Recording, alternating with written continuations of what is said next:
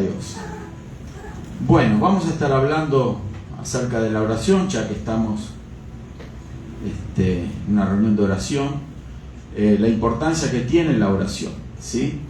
Le invito a abrir su Biblia en Santiago capítulo 4, el verso 3, Santiago 4.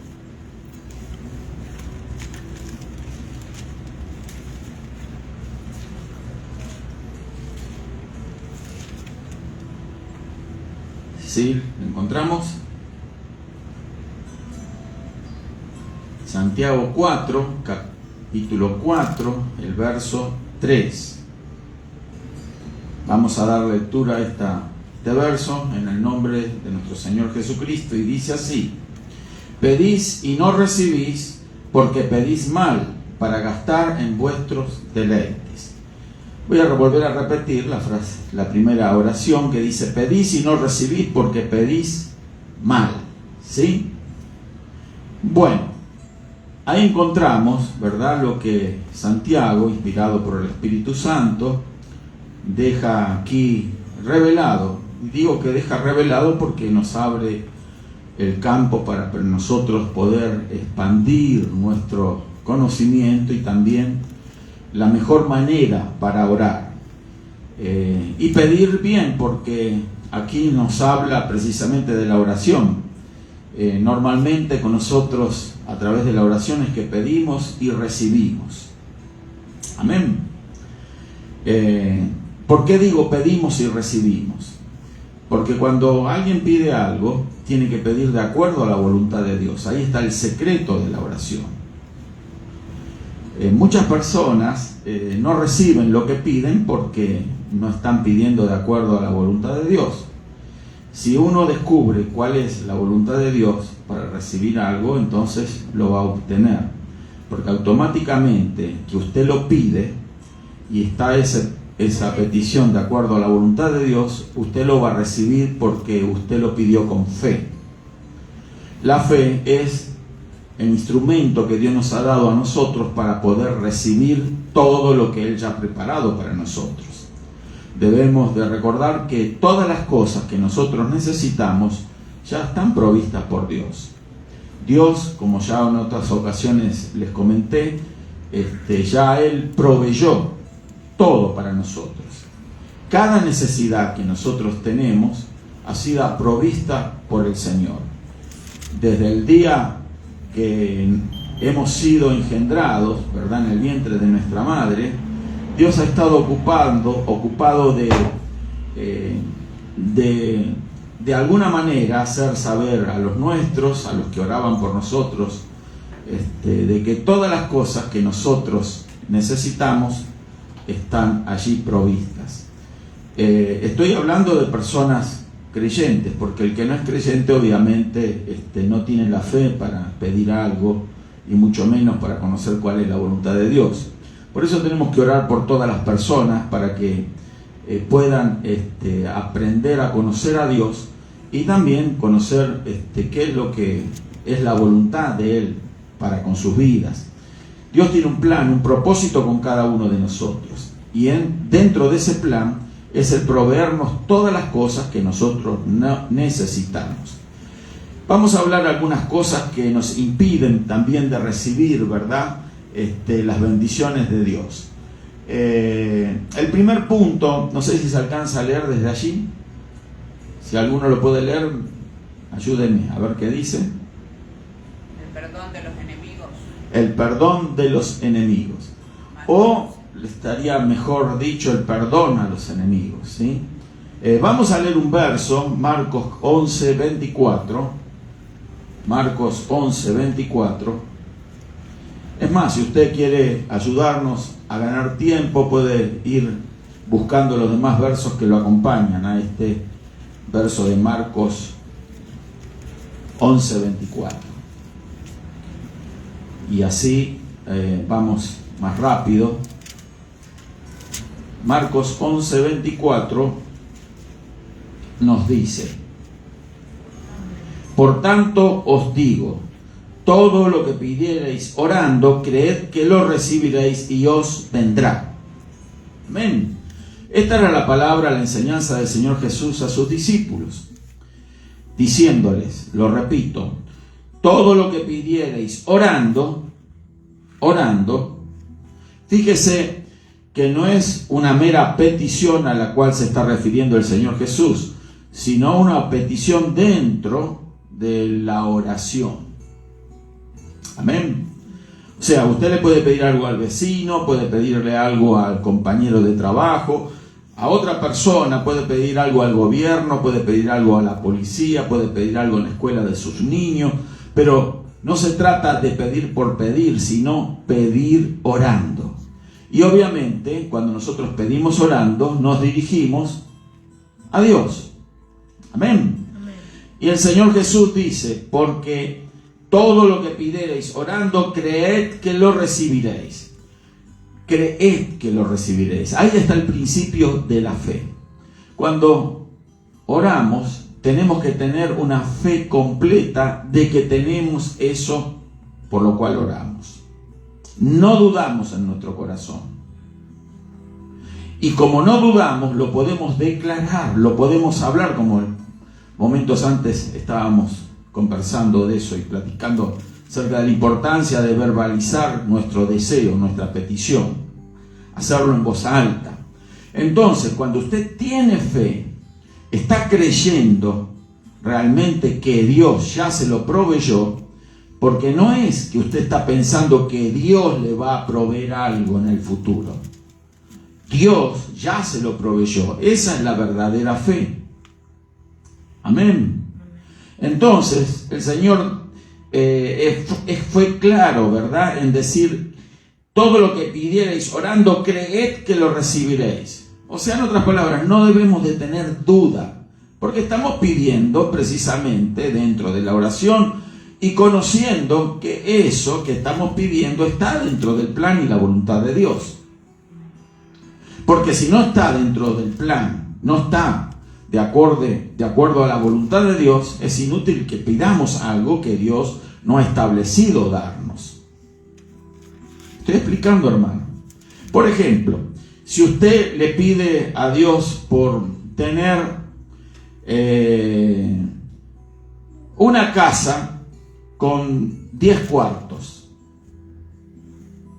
y eso no está dentro del plan de Dios, usted nunca lo va a obtener, aunque usted lo desee fervientemente.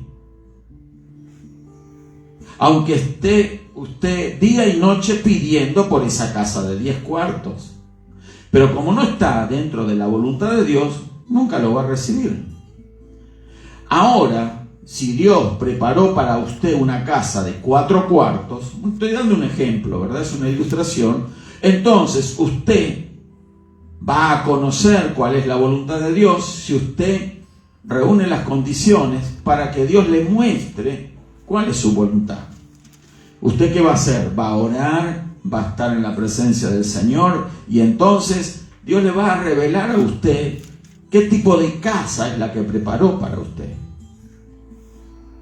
Amén. Entonces usted va a decir, Señor, gracias te doy por esa casa de 4 cuartos. ¿Sí? Y usted cuando así lo declaró con fe, ya lo tiene. Ese es el principio de la fe. Creer que tenemos aquellas cosas por las cuales hemos pedido. Así funciona la fe. La fe no es un elemento de especulación. Por ejemplo, hay personas que piensan que por pedir mucho una cosa, la van a obtener y están equivocados. Por eso es que Santiago dijo, pedís y no recibís. ¿Por qué? Porque pedís mal. Amén. Se pide mal porque se piensa de que, bueno, voy a estar día y noche pidiendo esto, voy a ser insistente con Dios y le voy a torcer el brazo a Dios y voy a conseguir lo que quiero. No se trata de eso. Dios nunca va a permitir que nosotros nos salgamos con la nuestra, aunque sea muy bien intencionada esa petición. ¿Me explico? Aunque sean las mejores de las intenciones las que nos guíe a hacer esa petición a Dios, pero Dios tiene un plan, Dios tiene un propósito, y nosotros no podemos torcer nunca la voluntad de Dios. Amén. Entonces, aquí nos dice: todo lo que pidierais orando, creed que lo recibiréis y os vendrá. ¿Sí? Y sigue diciendo: y cuando estéis orando, perdonad si tenéis algo contra alguno, para que también vuestro Padre que está en los cielos perdone a vosotros vuestras ofensas. Ahí tenemos un condicionamiento para recibir aún aquellas cosas que Dios ha preparado para nosotros. ¿Sí? Si nosotros no aprendemos a perdonar, entonces difícilmente vamos a obtener algo de parte de Dios. ¿Por qué? Porque eso está impidiendo, esa falta de perdón está impidiendo que nosotros obtengamos de parte de Dios lo que esperamos recibir. Aún fuese aquello que en el plan de Dios está otorgado para nosotros. ¿Me explico, hermano? ¿Alguna pregunta hasta aquí? Bueno, entonces, por eso el perdón a los enemigos, por ejemplo, si alguien nos ha ofendido, nos ha hecho daño, eso genera un resentimiento en nuestro corazón. Es muy humano ofenderse.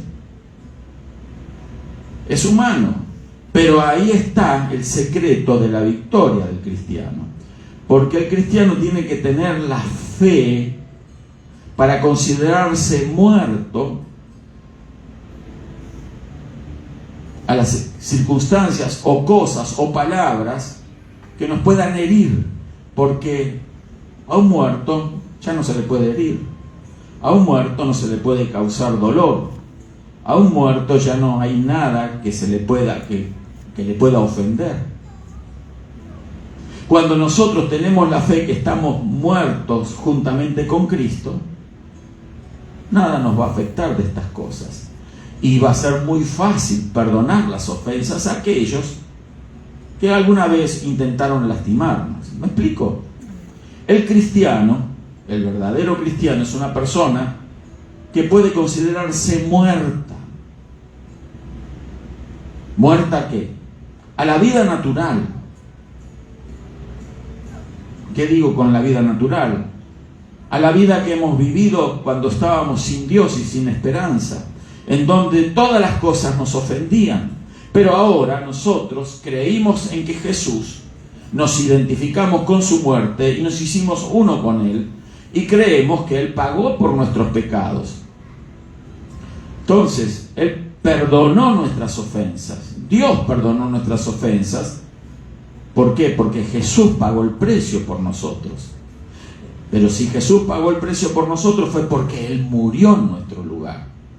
Y cuando nosotros creemos en el Señor Jesús, creemos que hemos muerto juntamente con Él en la cruz. Entonces, nos debemos de considerar muertos en ese aspecto, muertos a la vida natural, a la vida del yo, a todas aquellas cosas que nos ofendían, que nos lastimaban. De repente, antes de conocer al Señor, venía alguien y no nos saludaba como nosotros esperábamos y nos ofendíamos. Es probable que a alguno le pasaba ese tipo de cosas. A otros venía alguien y le decía una palabra un poco desubicada y ya nos ofendíamos terriblemente. Era la vida del yo la que había sido afectada. Nuestro yo había sido lastimado. ¿Sí? Pero cuando el yo está muerto, no hay nada que lo ofenda ni lo lastime. Por eso ahora en Cristo no nos ofende, no nos lastima cuando alguien intenta hacerlo o lo hace. Es lo mismo. Y cuando esas cosas suceden y vemos la actitud de algunas personas que quieren lastimarnos, nosotros las perdonamos. No nos cuesta ningún trabajo el hacerlo. Amén. ¿Por qué? Porque no hacemos de cuenta, sino que nos vamos a la realidad de lo que hemos experimentado en Cristo, y entonces sabemos que estamos muertos a la ofensa, estamos muertos a todas aquellas cosas que intentan lastimarnos. A un muerto nada le puede dañar. ¿Me explico? A través de la fe nosotros nos constituimos en más que vencedores sobre todas las cosas que nos rodean. Sí, mi hermano. Ahí es cuando dices que ahí miramos la cruz de Cristo. Exactamente. Miramos la cruz en el sentido de que en esa cruz se ejecutó nuestro juicio. Y no solo eso, sino que Jesús, cuando lo golpearon, él perdonó a esa gente. Claro. Y esto le hicieron daño. Es que Él sufrió por nosotros. Todo lo que nosotros merecíamos sufrir, lo sufrió Él. Él no solamente fue ofendido, agredido, burlado, castigado, fue a la cruz sin Él merecer padecer todas esas cosas, pero Él las padeció por nosotros. Entonces, cuando nosotros nos identificamos con el Señor y creemos que Él padeció todas esas cosas en nuestro lugar, y creemos que Él fue a la cruz en nuestro lugar, y creemos que Él murió por nosotros, también nosotros por la fe creemos que nosotros hemos muerto en la cruz juntamente con Él. Amén. Por eso, para un muerto es fácil perdonar. ¿Por qué? No le dolió la ofensa. No nos duele la ofensa de los demás. No nos duele la ofensa de nuestros padres, hermanos, amigos, vecinos. No nos molesta la agresión de otros. Amén. O sea, al grado de romper la comunión que nosotros tenemos con Dios. No estoy diciendo con esto que nos tenemos que hacer valer nuestros derechos, claro. Tenemos derecho, pero eso no se transforma en un limitante en mi relación con Dios. ¿Sí? No me enojo, porque si me enojo, entonces lo que está sucediendo es que demuestro una falta de fe. Se enojó Jesús con los que lo agredían, con los que lo castigaban, lo azotaban. ¿Se enojó con alguno de ellos? No. ¿Se enojó con los que lo crucificaron? No. Es más, Él intercedió por ellos y dijo: Padre, perdónalos porque no saben lo que hacen. Perdónales.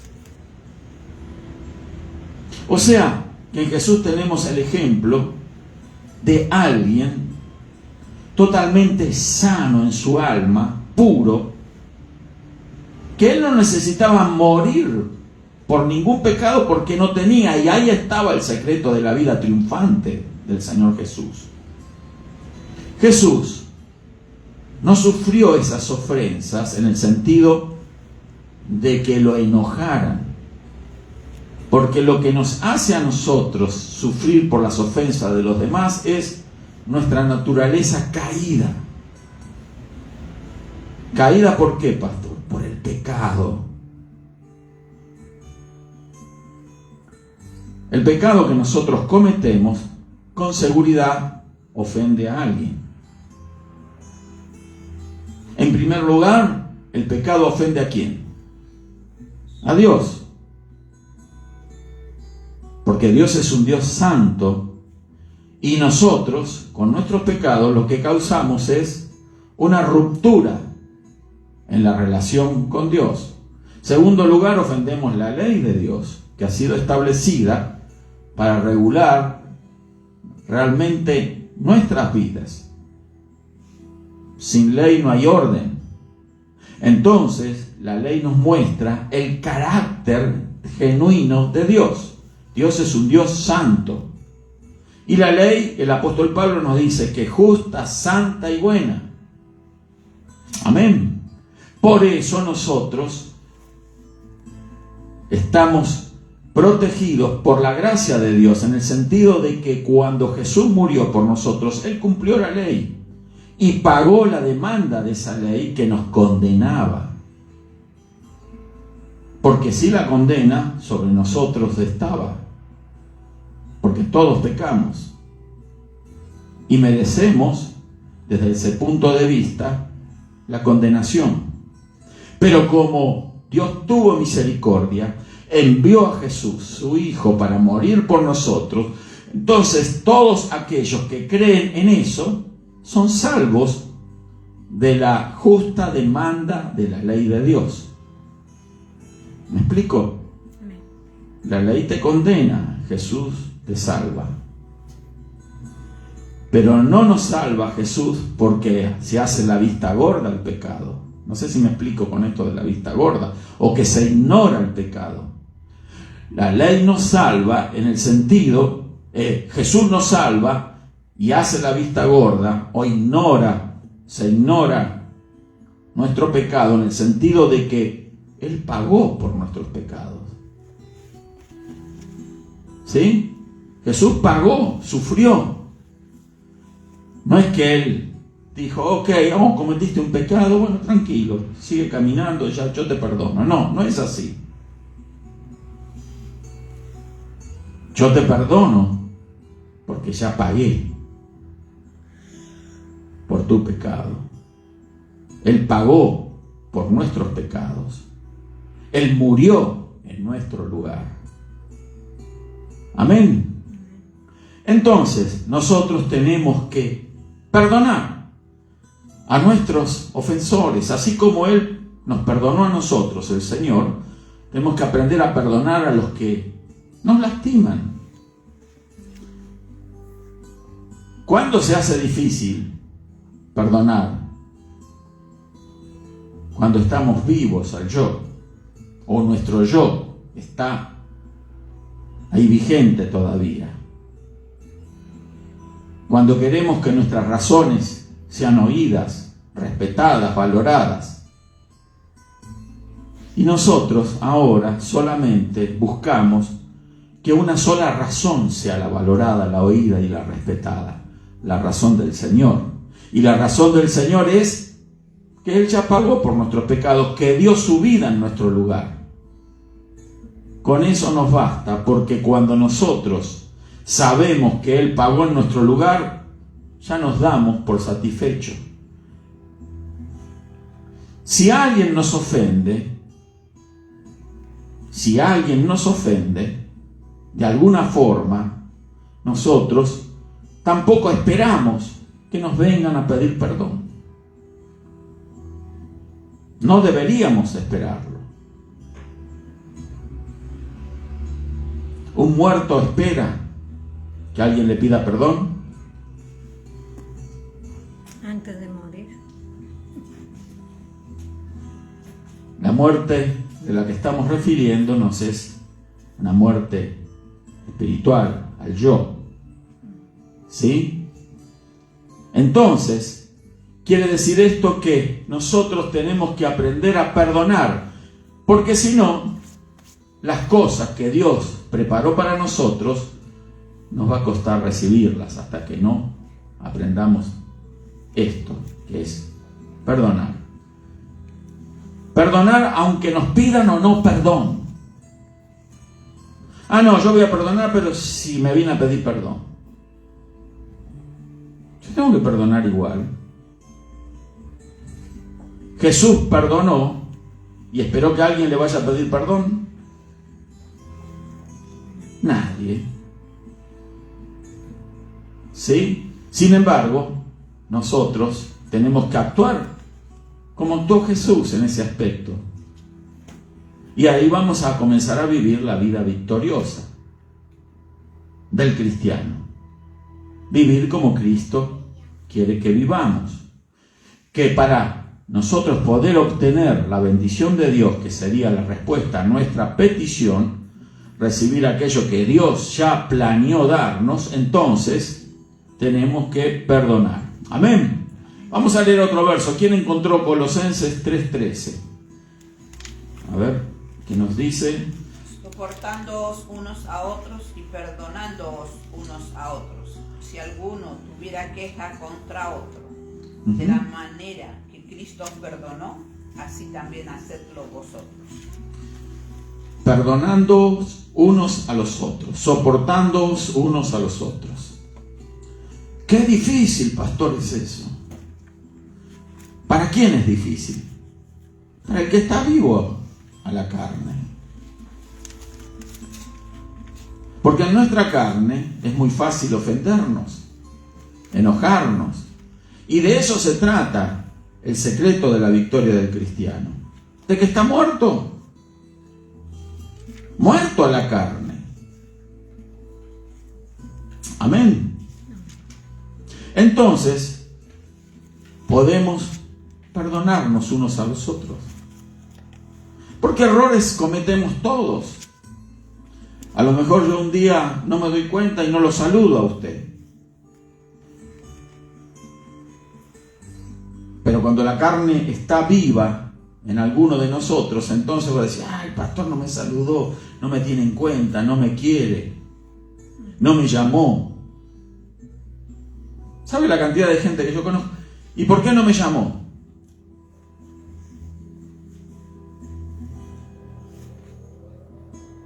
También me he dado cuenta de que hay personas que usted las llama y no les gusta que lo llamen. Como la carne está muy viva en ellos, piensan, me quiere controlar, quiere saber qué hago, me quiere preguntar cosas. Entonces, hay personas que todavía necesitan aprender lo que es morir juntamente con Cristo. No se preocupó por mí, no me llamó, está vivo.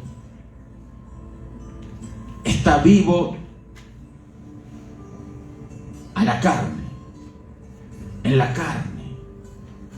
No está viviendo la vida victoriosa de Cristo. No sé si me estoy explicando, hermano. ¿Ven? Por eso es tan importante ser más que vencedores como el Señor quiere que seamos. Ser vencedores sobre la ofensa. Y la mejor forma de ser un vencedor sobre las ofensas es precisamente esa, perdonando. Y si alguien viene y me dice, le pido perdón por esto, claro, seguro, amén. Una vez alguien me dijo, le pido perdón, pastor, porque pensé mal de usted. Hace muchos años me dijo alguien así. Y en un momento yo pensé, le voy a preguntar, ¿qué pensó mal de mí? Fui tentado a hacer esa pregunta. Pero instantáneamente el Espíritu Santo me detuvo. No le preguntes nada, porque vos estás muerto a la carne. Lo que pensó, no pensó. No me molesta. Porque cada quien sabe quién es en Cristo. Amén. Entonces, eso es importante, tener nosotros una templanza que solo el Espíritu Santo nos puede dar. Una templanza, ¿sí? Una paz, una condición espiritual que solo se obtiene a través de la fe, de identificarnos muertos juntamente con Cristo. Amén. Vamos a leer otro verso. ¿Qué dice Mateo 18, verso 19 al 22? De cierto, os digo que todo lo que estéis en la tierra será estado en el cielo, y todo lo que desatéis en la tierra será desatado en el cielo. Tierra será destacado en el cielo, en la tierra será otra en el cielo. Otra vez os digo que si dos vosotros se pusieran de acuerdo en la tierra acerca de cualquier cosa de pidieran, les será de hecho por mi Padre que está en los cielos. Amén. Porque donde están 2 o 3 consagrados en mi nombre, allí estoy yo en medio de ellos. Entonces se le acercó Pedro y le dijo: Señor, ¿cuántas veces perdonaré a mi hermano que porque contra mí está cierto? 7. Jesús les dijo: no te digo hasta 7, sino aún hasta 70 veces 7. Amén. ¿Cuántas veces tenemos que perdonar? 7, 70 veces. 70 veces 7. ¿Cuánto es 70 veces 7? ¿Cuánto? Siempre. No haga la cuenta de la multiplicación. ¿Cuánto da 70 por 7? 490, ¿sí? Pero Jesús no se estaba refiriendo a perdonar 490 veces y ya está, no. Quiso decir en esa expresión, que no es más que una expresión, ilimitadas veces. Siempre tenemos que perdonar. ¿Cuántas veces lo tengo que perdonar a mi hermano? ¿7 veces? Siempre. Siempre. Amén. ¿Por qué? Porque el que está muerto juntamente con Cristo en la cruz, ¿sí? Muerto a la carne, muerto al yo, no importa las veces que lo ofendan. Amén. Las veces que lo defraudan, las veces que le mienten. ¿Y qué va a pasar con el mentiroso, el defraudador, el ofensor? No se preocupe usted qué va a pasar. Haga lo que hizo el Señor. ¿Qué hizo el Señor contra los que lo acusaron, contra los que lo crucificaron? Padre, perdónales porque no saben lo que hacen. No saben lo que hacen. Porque cada vez, escuche esto, cada vez que una de estas personas lo ofende a usted, lo que está haciendo es ofendiendo al Señor. ¿Me explico? Cada vez que a alguien, a usted le miente, no le está mintiendo a usted, porque a un muerto no le pueden mentir. Se le está mintiendo al Señor. ¿Y qué va a pasar con eso? No se preocupe. Dios va a saber cómo tratar con ese tipo de personas. De cualquier manera, usted debe hacer lo que hizo el Señor. Seguir el ejemplo que Él dejó. Padre, perdónales porque no saben lo que hacen.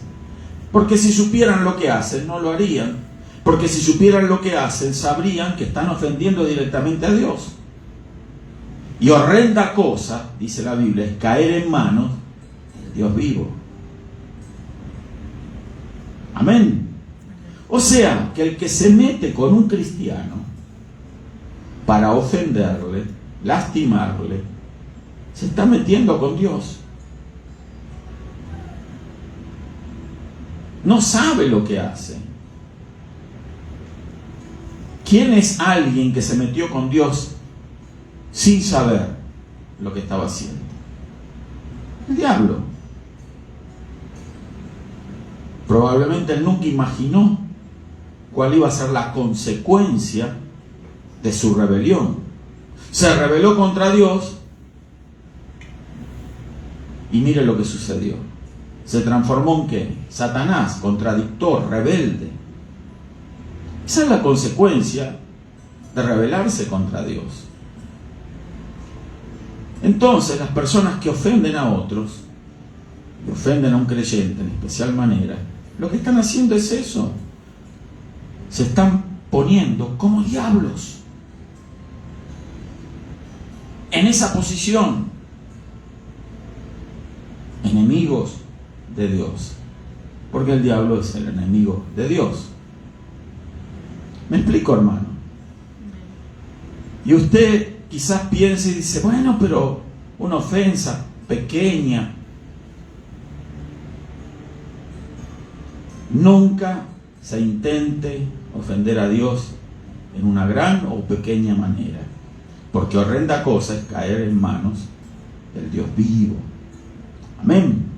Entonces, el tema es, tenemos que nosotros aprender a perdonar. Vamos a leer Mateo 5, 23 y 24, a ver si alguno lo buscó. Mateo 5,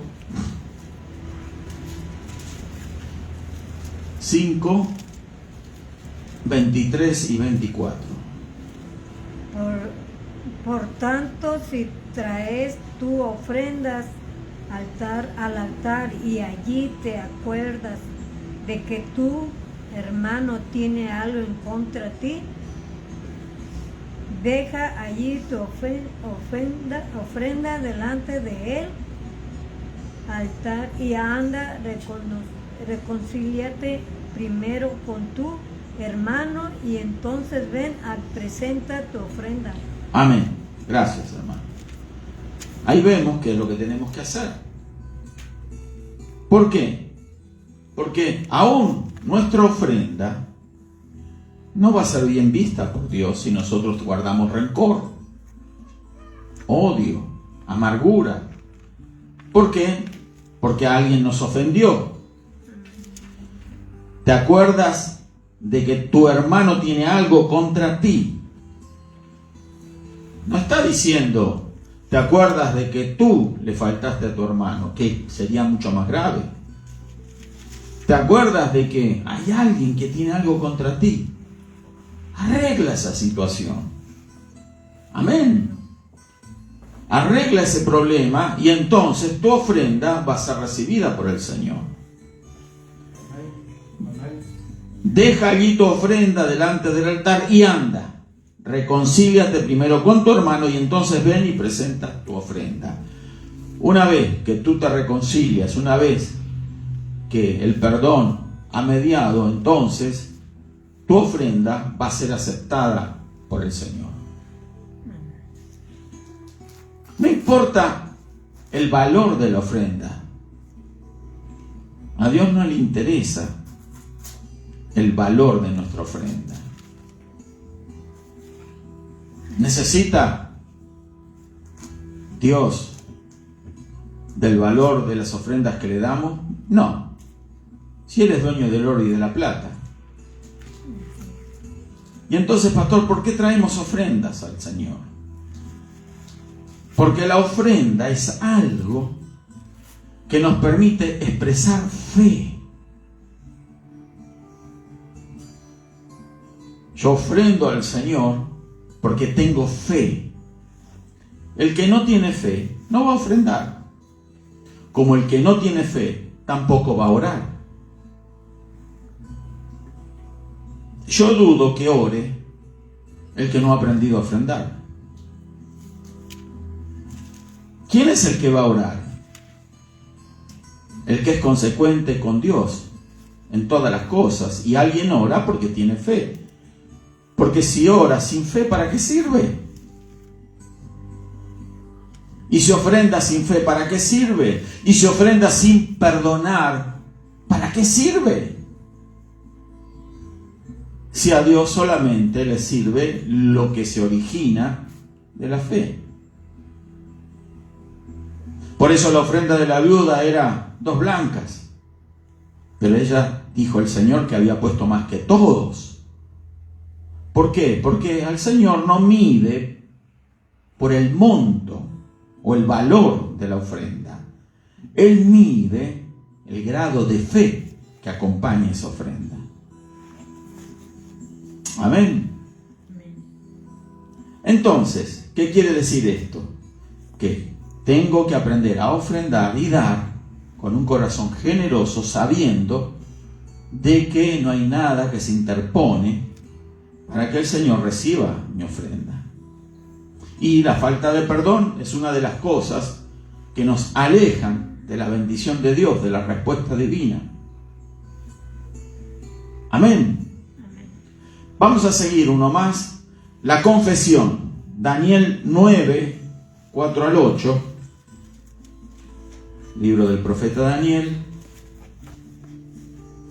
Vamos a leer capítulo 9.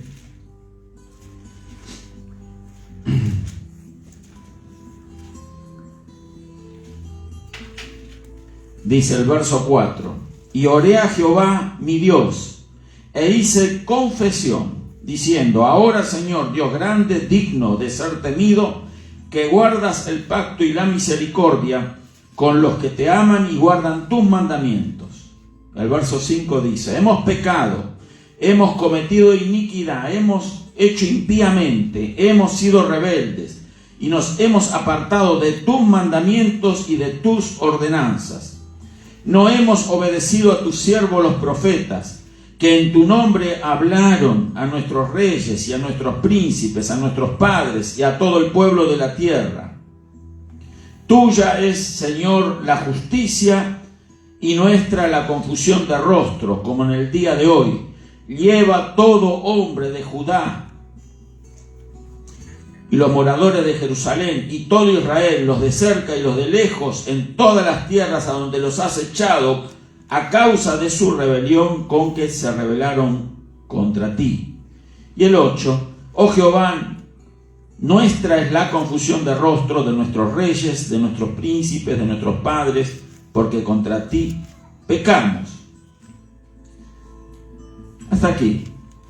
Creo que se podía leer un verso más, pero vamos a leer hasta aquí. El 20, el 23 también. Vamos a leer el 20 y el 23.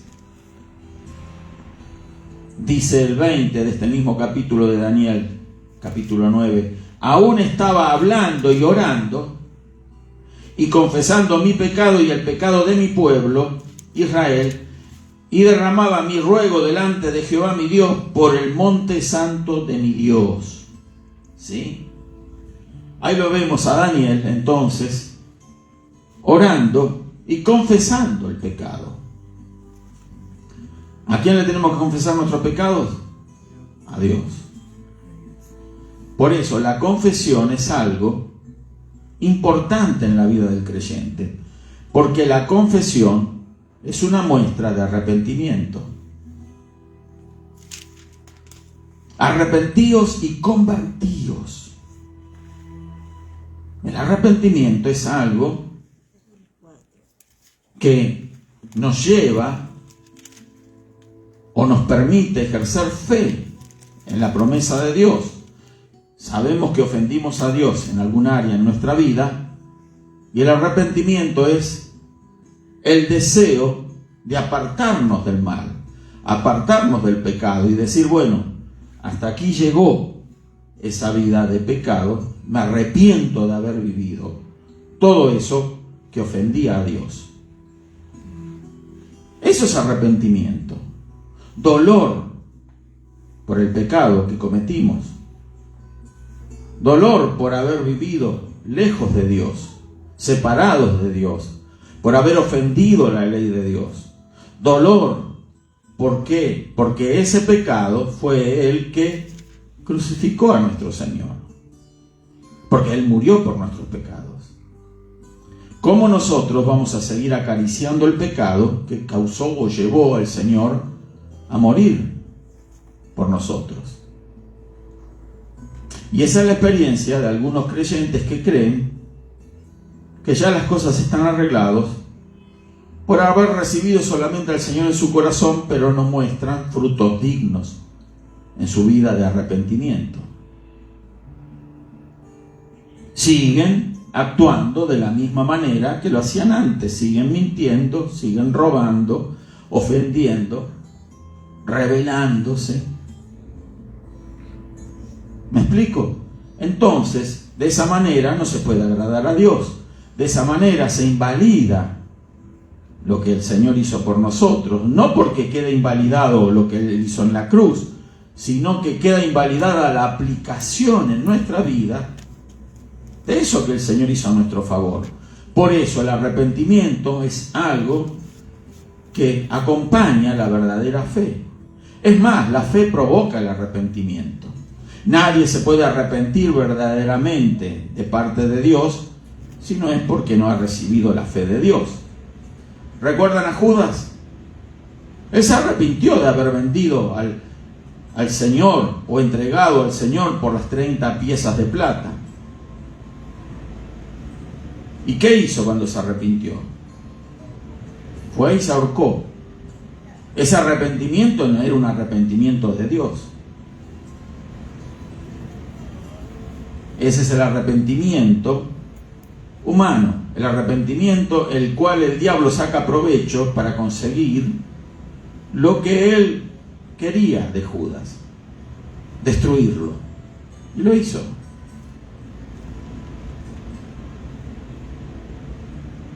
No vino el diablo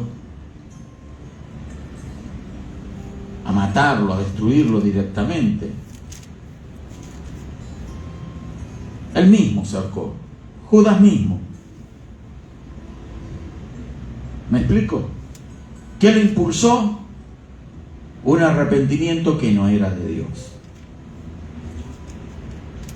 Un arrepentimiento por el contemplar solamente lo que él había provocado. Se dio cuenta lo que había hecho.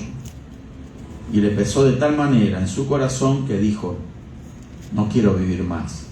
No puedo vivir con esta carga. Se quitó la vida él mismo. Él no tenía los ojos abiertos al Señor. De haber contemplado él al Señor, entonces otra hubiese sido la situación. Aunque el mismo Señor lo aclaró también: Padre, de todos los que me diste, ninguno perdí. Solo el hijo de, a ver quién me ayuda, perdición. Judas.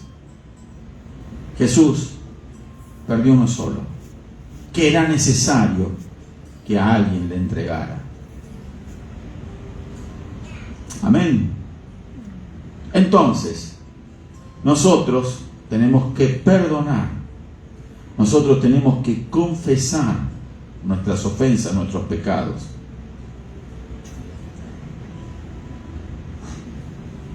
Es importante esto porque eso nos libera. Cuando usted confiesa algo que tiene adentro. Y como está adentro, no lo deja vivir en paz. Hay personas que han cometido pecados muy graves en su vida, han ofendido, lastimado. Y no pueden ser felices. Nunca lo van a conseguir. Porque eso está dentro. Esa ofensa, ese pecado. Y de día y de noche el diablo los acusa. Y los acusa ¿por qué? Porque él ve que eso sigue dentro del corazón. ¿Me explico? Y como él ve que eso sigue dentro del corazón, él tiene la potestad de seguir acusando. Por eso el acusador de los hermanos, que es Satanás, acusa de día y de noche, dice la Escritura. ¿Qué quiere decir? Siempre es acusador, pero acusa con una base. La base que él tiene es que ve que el pecado no ha sido confesado, no ha sido quitado. Amén. Por eso, ¿cómo sale el pecado de nosotros? El otro día explicábamos, ¿verdad?, en la enseñanza que en el antiguo pacto, el ofensor, el israelita, que venía al tabernáculo primero o al templo, traía un animalito para que sea sacrificado. Y antes de que el sacerdote sacrificara al animal, él confesaba sus pecados en alta voz, poniendo la mano sobre la cabeza del animal. Y dijimos que esa confesión provocaba espiritualmente una transferencia del pecado del que confesaba hacia el animal inocente. Por eso el animal era sacrificado y la sangre recogida, porque en la sangre anidaba el pecado, se instalaba el pecado, era transferido el pecado del pecador que confesaba su pecado. El que confesaba el pecado quedaba libre en ese momento de esa carga de pecado porque lo confesó delante del sacerdote y se transfirió eso que él tenía adentro hacia el animal. Ahora en Cristo sucede lo mismo. Cuando nosotros confesamos nuestros pecados, ¿qué quiere decir? Que nuestros pecados son transferidos ¿a quién? A Dios. Al Señor Jesucristo, el Cordero de Dios que quita el pecado del mundo. Él ocupó el lugar del animalito que era sacrificado en el templo. Por eso Juan el Bautista dijo: he aquí el Cordero que quita el pecado del mundo. Amén. Juan el Bautista lo bautizó al Señor Jesús, pero antes, cuando llegó el Señor Jesús al río Jordán para encontrarse con su primo, el Juan el Bautista, entonces Juan el Bautista dijo: este es el Cordero. Manera simbólica de describir al único que podía limpiar el pecado del mundo, porque él no tenía ninguno. Amén. O sea, Jesús nunca ofendió, nunca mintió. Su alma pura, intachable, muy diferente a la nuestra, caída, pecadora. Pero nosotros podemos obtener esa pureza y esa condición del Señor Jesús cuando confesamos nuestros pecados, nos arrepentimos de nuestros pecados, perdonamos a los que nos ofendieron. Amén. Entonces ahí obtenemos la liberación del pecado por la confesión. Confesar nuestros pecados. Vamos a ponernos de pie, hermanos. Hasta aquí vamos a dejar esto hoy. En la próxima seguimos con lo que falta. Gloria a Dios. Gloria a Dios. ¿Qué tenemos que hacer entonces? Bueno, comprender de que ahora en Cristo ya no vivimos para nosotros mismos. Una vez alguien me dijo: oh, pero entonces el cristianismo es muy aburrido. Los aleluyas. Sí, las aleluya. Es muy aburrido eso. Entonces no puede vivir uno para sí. ¿Para qué la vida entonces? Si la vida hay que vivirla, disfrutarla. Nadie dijo que no haya que disfrutar la vida. Hay que disfrutarla para Dios, con Dios. Y la verdadera vida que ahora tenemos en Cristo es muy diferente a la vida que teníamos antes. Antes lo que vivía en nosotros era el yo, lo que había sido condenado, lo que no tenía esperanza de vida eterna, lo que jamás iba a entrar al cielo. Pero ahora en Cristo hemos obtenido por la fe una nueva naturaleza que nos lleva al cielo.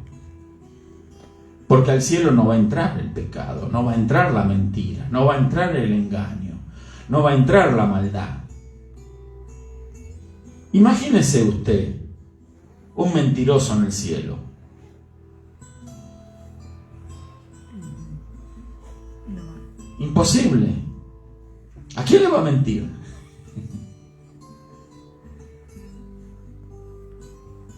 Imposible.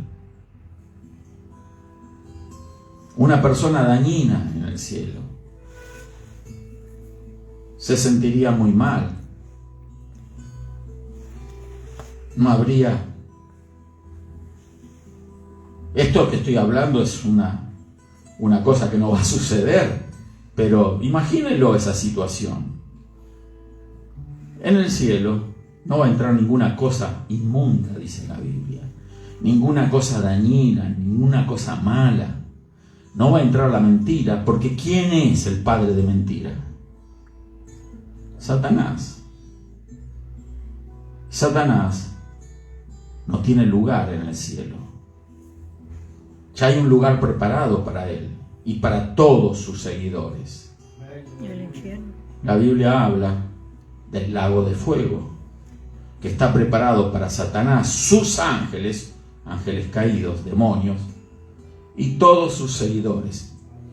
Ahí van a ir todos los que no se han arrepentido de sus mentiras, de sus engaños, sin excepción alguna. La ley de Dios es justa, justicia. Un solo pecado, que es quebrantamiento de la ley de Dios, ofende a Dios, su naturaleza, su santidad. No merecen estar en el cielo. Y hay dos posibilidades para la eternidad: o es el cielo o es el infierno. No hay un lugar intermedio. Amén. Amén. Eso es lo que enseña la Biblia. Y le puedo asegurar que tiene mucha lógica. Para los que dicen que las cosas de la fe van en contra de la razón y son ilógicas, tiene mucha lógica la palabra de Dios. Para el que la quiere creer, va a encontrar que lo más lógico que existe es la palabra del Señor, es la Biblia, y que el plan de Dios es maravilloso. Amén. Vamos a orar y vamos a terminar aquí, y otro día seguimos. Padre, en el maravilloso nombre de Jesús, te damos gracias, Señor, por este momento que estamos pasando en esta reunión de oración, Señor, que nos has permitido, Señor, manifestar nuestras necesidades. Señor, ayúdanos a crecer, Señor, espiritualmente, a ser mejores, Señor, servidores tuyos, a ser mejores, Señor, cada día, a crecer espiritualmente para servirte mejor, Señor, para vivir la vida que tú quieres que vivamos, Señor. En el nombre de Jesús te damos gracias, Señor. Y en el nombre de Jesucristo declaramos que hay victoria para todo aquel que cree, Señor, en tus promesas, en tus palabras. Y gracias te damos, Señor, por todas las cosas. Declaramos, Señor, que eres vencedor en la cruz. Has vencido a la muerte, Señor, y has vencido a Satanás, Señor. Gracias te damos, Señor, por esta victoria, que es nuestra victoria, Señor. En el nombre de Cristo Jesús, declaramos que los enfermos son sanos por los méritos de Jesús en la cruz del Calvario. Recibe salud ahora si tú necesitas que el Señor obre en tu vida, porque la provisión divina ya está otorgada. Solo créelo en el nombre de Jesús. Gracias te damos, Padre, por todas las cosas. Gracias por la salud, por la liberación. Gracias, Señor, por la prosperidad. Gracias por la vida abundante que nos das en Cristo. En el maravilloso nombre de Jesús. Amén y amén. Nos despedimos, hermanos, con la paz del Señor Jesús. Gloria a Dios. Gracias.